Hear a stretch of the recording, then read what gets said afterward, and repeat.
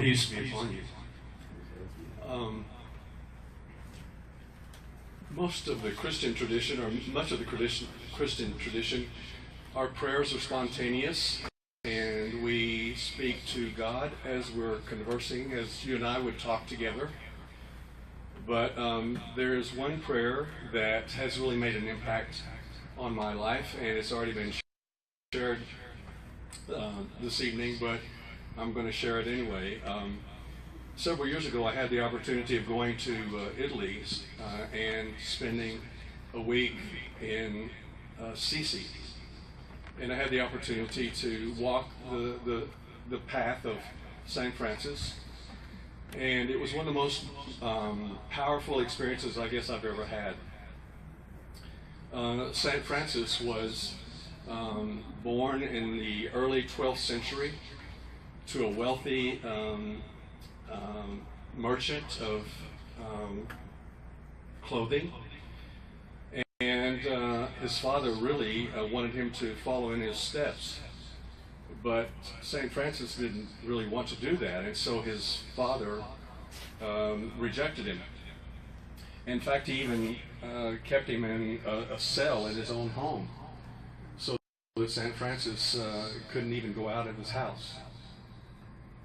But after going to war and spending a year in prison, St. Francis decided to follow in the steps of Jesus, and he became a vagabond preacher. And this prayer is attributed to him. I don't know for sure whether it was his prayer or not, but I'm going to try to sing it.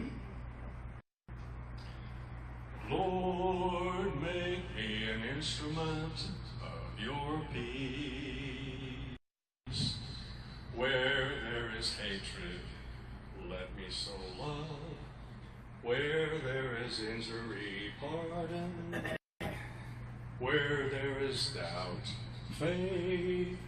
Where there is despair, hope. Where there is darkness, light. Where there is sadness, joy.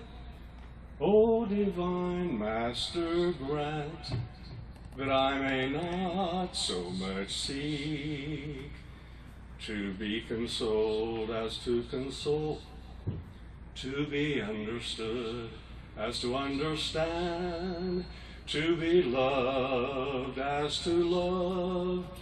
For it is in giving that we receive.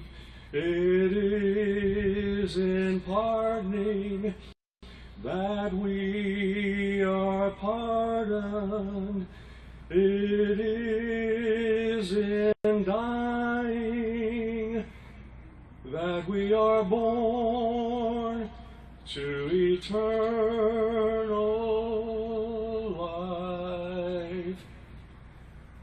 That prayer is powerful not only in its inspiration, but that prayer is known all over the world. And it's one of those prayers that I think we need to pray these days. Thank you so much, man.